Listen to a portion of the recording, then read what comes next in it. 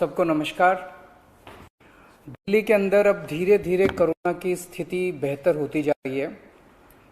उसी को देखते हुए पिछले हफ्ते से हम लोगों ने अनलॉक करने की प्रक्रिया शुरू की थी। ये ज़रूरी है कि अगर कोरोना की स्थिति बेहतर हो रही है तो अर्थव्यवस्था को वापस पटरी पे लाना भी बहुत ज़रूरी है। पिछले हफ्ते हमने कंस्ट्रक्शन वर्कर्स और फैक्ट्री, ये दो सेक्टर्स खोले थे। पिछले एक हफ्ते से कंस्ट्रक्शन एक्टिविटीज़ और फैक्ट्री दोनों खुले हुए हैं, लेकिन कोरोना की स्थिति अभी कंट्रोल में है।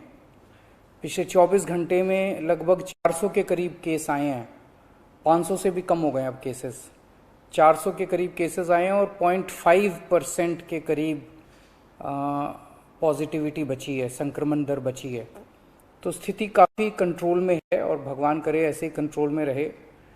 तो ये वाला जो लॉकडाउन पिछले हफ्ते ऐलान किया था वो सोमवार को सुबह 5 बजे तक है। उसके आगे भी लॉकडाउन जारी रहेगा, लेकिन काफ़ी सारी और एक्टिविटीज़ में रियायत दी जा रही है, उनको खोला जा रहा है। एक तो जितने बाज़ार हैं, मॉल्स हैं, उनको खोला जा रहा है ऑड इवन के बेसिस पे, कि आधी दुकानें एक दिन खुलेंगी, आधी दुकानें दूसरे दिन खुलेंगी, आधी दुकानें एक दिन, आधी दुकानें दूसरे दिन। 10 बजे से सुबह 10 बजे से शाम को 8 बजे तक दुकान नंबर के हिसाब से, ऑड इवन के हिसाब से दुकानें खोली जाएंगी। दूसरा, जितने दिल्ली में सरकारी दफ्तर हैं, उन सरकारी दफ्तरों में ग्रुप ए ऑफिसर्स जो हैं वो 100% काम करेंगे और ग्रुप बाकी उसके नीचे वाले जो हैं वो 50% काम करेंगे। लेकिन जो एसेंशियल सर्विसेज में काम करने वाले कर्मचारी हैं वो 100% काम करेंगे और हर एचओडी डिसाइड करेगा कि किसको एसेंशियल सर्विस कहना है और किसको 50% करना है और किसको 100% करना है। जितने प्राइवेट ऑफिसेज हैं उन सभी प्राइवेट ऑफिसेज में 50% मैन पावर के साथ वो खोले जा सकते हैं और लेकिन कोशिश करेंगे कि ज़्यादा से ज़्यादा लोग वर्क फ्रॉम होम करें और अपने प्राइवेट ऑफिसेज कोशिश करें अपने टाइम को स्टैगर करने की, कि ताकि सब लोग एक साथ सड़क पे ना आए। दूसरी चीज, जो स्टैंड अलोन शॉप्स हैं और जो एसेंशियल सर्विसेज प्रोवाइड करने वाली शॉप्स हैं वो ऑड इवन के बेसिस पे नहीं, वो रोज खुलेंगी। दिल्ली मेट्रो 50% कैपेसिटी के ऊपर चालू की जा रही है और ई कॉमर्स के जरिए जो सामान बेचने की प्रक्रिया है वो चालू रहेगी। तो मोटे मोटे तौर पे ये चीज़ों की रियायत दी जा रही है और मैं उम्मीद करता हूँ इसके बाद देखेंगे कि आने वाले हफ्ते के अंदर भी कोरोना की स्थिति अगर काबू में रही तो और कई सारी एक्टिविटीज़ को फिर उसके अगले हफ्ते खोलेंगे। थर्ड वेव कहा जा रहा है, एक्सपर्ट्स कह रहे हैं कि थर्ड वेव आएगी। कब आएगी, कितनी भयावह होगी, इसके बारे में किसी को कोई जानकारी नहीं है। लेकिन एक जिम्मेदार सरकार होने के नाते हमारी जिम्मेदारी बनती है कि उसकी पूरी तरह से हम तैयारी करें, ताकि अगर थर्ड वेव आती है, अगर बहुत भयानक होती है, तो सरकार उस वक्त जनता के लिए तैयार हो। इसकी तैयारियां पूरे जोर शोर से दिल्ली सरकार के अंदर चल रही हैं और कल लगभग 6 घंटे तक मैंने 2 अलग अलग मीटिंग ली, एक्सपर्ट्स के साथ बात की, जिन ऑफिसर्स ने अभी कोरोना के दौरान काम किया था उनके साथ बात की। हमने 2 कमिटीज़ बनाई हैं, उन दोनों कमिटीज़ के साथ मैंने बहुत डिटेल में चर्चा की। एक चीज़ हम लोगों को ये तय करनी थी, इस बार कोरोना की जो पीक आई थी, मतलब एक दिन में मैक्सिमम कितने केस आए, लगभग 28,000 के करीब केसेस आए थे एक दिन में, 22 या 23 अप्रैल के आसपास।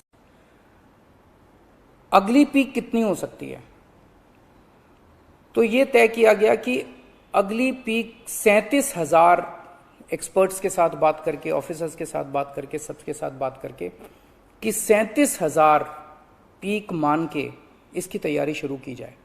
इसका मतलब ये नहीं है कि अगर इससे ज़्यादा की पीक आएगी तो हम तैयार नहीं हैं, हम उसके लिए भी तैयार हैं। लेकिन एक तरह से 37,000 के बेस के ऊपर अगर हम तैयार हो गए तो फिर अगर उससे भी कहीं ज़्यादा पीक आती है तो उसकी भी तैयारी हम लोग, उसकी भी, अगर 37,000 की तैयारी हमारी है तो फिर मान लीजिए और ज़्यादा आती है तो उसकी तैयारी तो होगी उसके लिए हम ज़्यादा तैयार हो पाएंगे। तो 37,000 को एक तरह से बेस माना जा रहा है। 37,000 की पीक की तैयारी के हिसाब से अब सारे कैलकुलेशंस किए जा रहे हैं कि अगर 37,000 की पीक आती है तो कितने बेड्स की ज़रूरत पड़ेगी, कितने आईसीयू की ज़रूरत पड़ेगी, कितने उसमें से बच्चों वाले होने चाहिए, कितनी ऑक्सीजन की ज़रूरत पड़ेगी, ये सारी चीज़ें, अब कितनी दवाइयों की ज़रूरत पड़ेगी, ये सारी चीज़ें अब कैलकुलेट की जा रही हैं। एक पीडियाट्रिक टास्क फोर्स अलग से बनाई गई है। वो पीडियाट्रिक टास्क फोर्स ये तय करेगी कि जितने हमारे ऑक्सीजन बेड्स होंगे उसमें से कितने बच्चों के होने चाहिए, जितने आईसीयू बेड्स होंगे उसमें से कितने बच्चों के होने चाहिए। जो बच्चों के होंगे उसके लिए फिर अलग किस्म का सारा इक्विपमेंट होगा, उसका अलग किस्म के मास्क होंगे, अलग किस्म का ऑक्सीजन का मास्क होगा, उसकी सारी चीज़ें अलग होंगी। वो पीडियाट्रिक टास्क फोर्स बना दी गई है कल, वो अलग से अपनी तैयारी करके अपनी रिकमेंडेशंस देगी।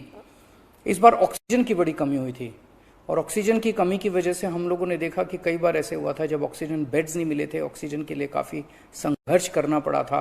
अल्टीमेटली अपने को सुप्रीम कोर्ट के इंटरवेंशन के बाद केंद्र सरकार के सहयोग से अपने को ऑक्सीजन मिली, लेकिन जब तक ऑक्सीजन नहीं मिली तब तक दिल्ली में त्राही त्राही मच गई थी। अगली वेव अगर आती है तो हम नहीं चाहते कि इस तरह की दिल्ली के अंदर त्राही त्राही मचे। तो ये तय किया गया, इसकी तैयारी शुरू कर दी गई। 420 टन ऑक्सीजन की स्टोरेज कैपेसिटी तैयार की जा रही है। इंद्रप्रस्थ गैस लिमिटेड से बात की गई है और उन्हें 150 टन ऑक्सीजन प्रोडक्शन का प्लांट, 420 टन ऑक्सीजन तो स्टोरेज कैपेसिटी क्रिएट की जा रही है और 150 टन ऑक्सीजन प्रोडक्शन करने के लिए उनको प्लांट लगाने के लिए कहा गया है। उन्होंने कहा 18 महीने लगेंगे, लेकिन जो भी है शुरुआत कहीं ना कहीं तो अपने को करनी पड़ेगी। इसके अलावा इस बार सबसे बड़ी दिक्कत आई थी टैंकरों की। ऑक्सीजन के टैंकर नहीं थे दिल्ली में, दिल्ली इंडस्ट्रियल स्टेट नहीं है, इसीलिए अपने पास ऑक्सीजन टैंकर है ही नहीं दिल्ली में। तो 25 ऑक्सीजन टैंकर्स खरीदे जा रहे हैं ताकि अगर इस तरह की दिक्कत आए ऑक्सीजन की तो हमारे पास अपने टैंकर होने चाहिए। 64 छोटे छोटे ऑक्सीजन के प्लांट्स लगाए जा रहे हैं, वो ऑलरेडी लग रहे हैं और हमें उम्मीद है कि अगले कुछ हफ्तों के अंदर, 1-2 महीने के अंदर ये 64 ऑक्सीजन प्लांट्स लग के तैयार हो जाएंगे। अब ये जो हमने डिसाइड किया कि 37,000 केसेस की पीक के हिसाब से हम काम करेंगे, तो उसके हिसाब से तय किया जाएगा कि कितने ऑक्सीजन बेड्स की जरूरत होगी, कितने आईसीयू बेड्स की जरूरत होगी। उसके हिसाब से फिर तय किया जाएगा कितने ऑक्सीजन सिलेंडर्स की जरूरत होगी। जैसे अभी थोड़े दिन पहले हमने 6,000 सिलेंडर चाइना से इंपोर्ट किए थे, तो और कितने ऑक्सीजन सिलेंडर्स की जरूरत होगी और कितने ऑक्सीजन कॉन्सेंट्रेटर्स की जरूरत होगी। अगले आने वाले 1-2 महीने के अंदर ढेर सारे ऑक्सीजन कॉन्सेंट्रेटर्स दिल्ली सरकार खरीदने जा रही है। दवाइयों को लेकर 2 अहम निर्णय किए गए। एक तो ये कि इस वेव में ये देखा गया कि व्हाट्सएप खूब तेजी से, व्हाट्सएप के ऊपर दवाइयां खूब तेजी से प्रिस्क्राइब की जा रही थी और उसके ऊपर मतलब बात फैल जाए कि ये दवाई बड़ी अच्छी है तो पूरे समाज के अंदर, पूरे शहर के अंदर, पूरे देश के अंदर उस दवाई की अफरा तफरी मच जाती है। तो एक डॉक्टर्स की और एक्सपर्ट्स की टीम बनाई जाएगी। अगर किसी दवाई की डिमांड होती है तो वो डॉक्टर्स एग्जामिन करके बताएं कि इस दवाई से कोरोना में फायदा होगा कि नहीं होगा। अगर डॉक्टर कहते हैं होगा तो सरकार उस दवाई को मुहैया कराने की कोशिश करेगी, और डॉक्टर अगर कहते हैं कि ये दवाई बिल्कुल बेकार है, इससे कोरोना में कोई फायदा नहीं होगा और लोग इसके पीछे भागना बंद करें, तो जनता को उसके बारे में जागरूक किया जाएगा कि इस दवाई के पीछे भागना बंद कीजिए। एक ये। दूसरा, जो जो इंपॉर्टेंट दवाइयां हैं उनकी लिस्टें बना ली गई हैं, उसका कितना बफर, कितना स्टॉक चाहिए होगा उतना बफर स्टॉक क्रिएट किया जाएगा।